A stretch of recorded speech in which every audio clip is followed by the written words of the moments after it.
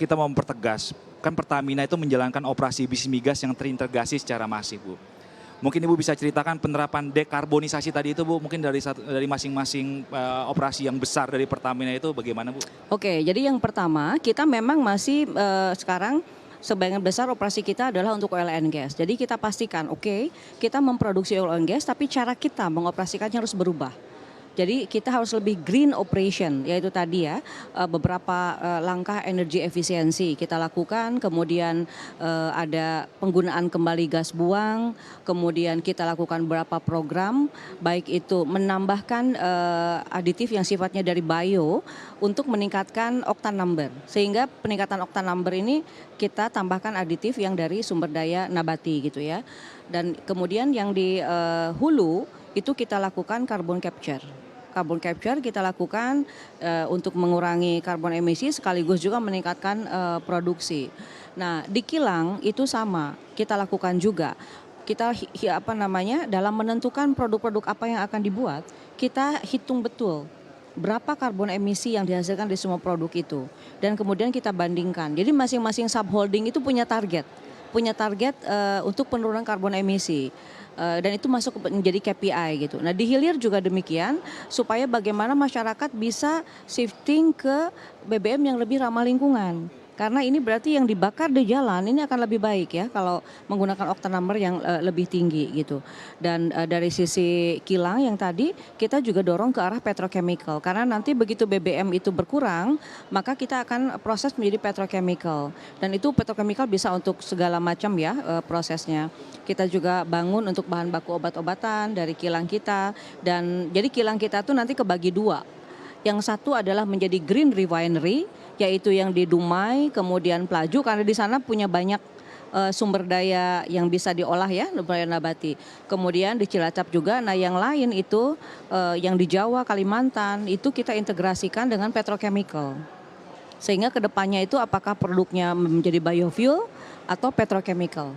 Itu kilang-kilang kita. Bu, berarti semua unit bisnis itu diwajibkan untuk ada usaha-usaha bagaimana mengurangi emisi karbon ya, Bu ya? Betul gitu ya, sampai kilang itu kemudian di setiap unit operasinya itu punya target untuk natural based solution itu dengan menanam mangrove gitu ya, untuk memelihara dan juga meningkatkan yang tutupan vegetasi, itu kita hitung semua.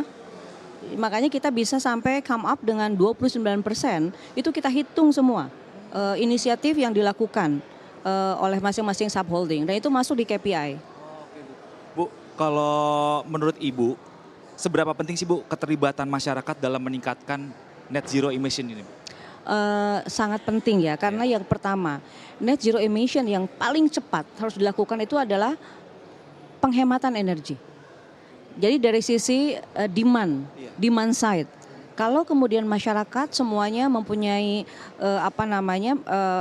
pemahaman untuk mengurangi, artinya menggunakan energi secara lebih smart gitu ya, otomatis kan emisi yang dibakar juga berkurang. Jadi itu dari sisi masyarakat.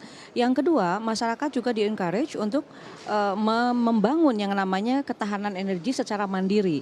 Jadi Pertamina ini sudah mulai membangun yang namanya desa energi mandiri. Jadi desa-desa yang dibina oleh Pertamina menggunakan energi yang ada di lokal. Contoh misalnya sampah, kita jadikan gas metan yang kemudian diangkut dengan pipa-pipa mengganti LPG. Kemudian ada PLTS, ada micro hydro untuk sumber listriknya. Nah, kalau itu semua dikerjakan oleh seluruh masyarakat akan lebih cepat. Karena Pak Presiden juga mengatakan bahwa transisi energi ini tidak boleh meninggalkan seorang pun, artinya no left one behind gitu ya. Nah, oleh karena itu perlu keterlibatan semuanya, khususnya adalah masyarakat yang di daerah, kemudian UMKM jangan sampai terdampak, tentu juga perusahaan besar. Tapi artinya semuanya ini harus berpartisipasi dan harus melihat bahwa transisi energi ini menjadi suatu opportunity baru. Memang kita harus melihat aset-aset yang sudah ada sekarang, bagaimana kita mengutilisasinya. Satu contoh kalau di Pertamina, kilang konversi menjadi green refinery atau menjadi petrochemical complex gitu ya. Semuanya bisa kita lakukan identifikasi, bagaimana kita mengutilize existing asset, sekaligus juga mengajak semua masyarakat untuk mulai membangun energi mandiri dari daerahnya sendiri. Itu bisa mempercepat.